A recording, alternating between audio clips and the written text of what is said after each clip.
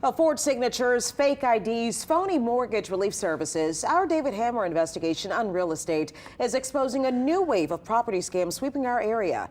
Well, tonight, David investigates the connections between a bogus property transfer and a local man accused of trying to take several people's homes right out from under them.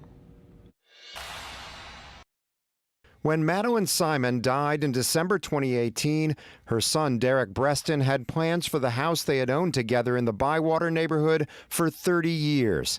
My plans is my retirement house. This wasn't an investment property. But that plan all came crashing down in 2021.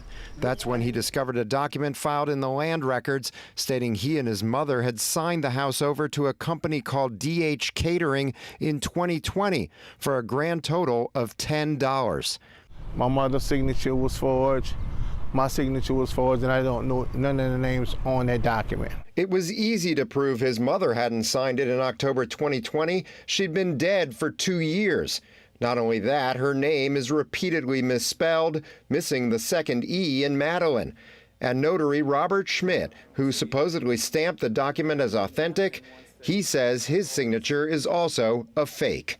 This is a typical type of theft of a property by forged documents. So what were you thinking when you saw this document for the first time? Just devastated, just couldn't believe it, because it's like, well, no. You know, like almost to say, this house is gone. If everyone agrees this is a forgery, we wanted to find the person responsible.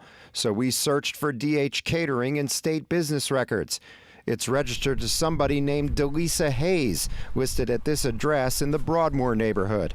Nobody answered the door there, or our phone calls to the owner of the house, listed as Randall Hayes. But then we found something that wasn't a dead end.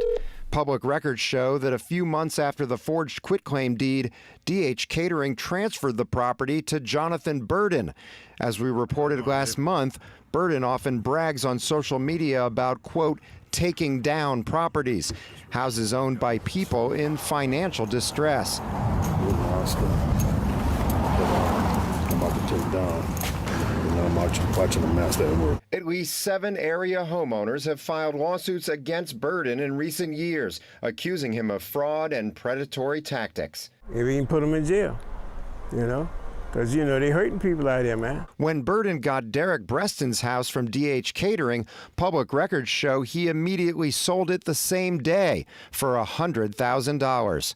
We've tried repeatedly to interview Jonathan Burden. Have you been able to talk to Jonathan Burden? Yes, I talked to him one time. What did he say?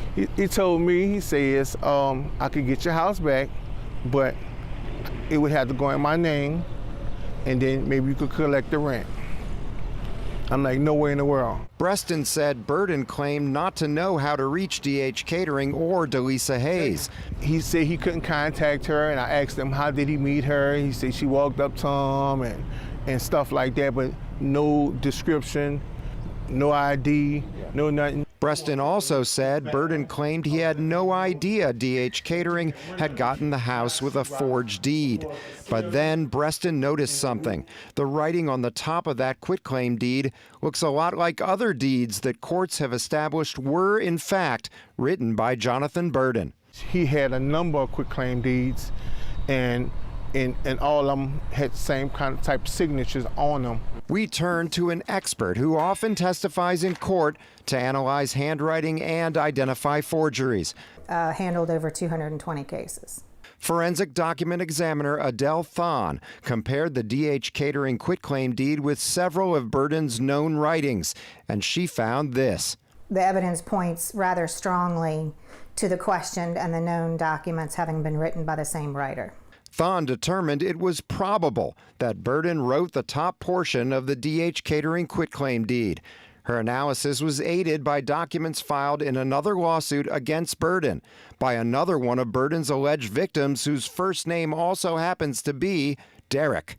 It's the same slant. It's utilizing, you know, the same construction of the K. There's the same proportion of of letters to the capital letter. There's the same circular I dot. Thon's analysis for us could prove useful in a criminal investigation. The New Orleans Police Department confirmed its white-collar crimes unit is now on the case. And I'm more than sure they're going to come back with some things not adding up that could lead to where they will see was a fraud. For Breston and others we've already reported about, that criminal investigation can't happen soon enough. David Hammer, Eyewitness News. Our records show Burton sometimes had a licensed realtor working with him. David has that story tomorrow in part 3 of Unreal Estate.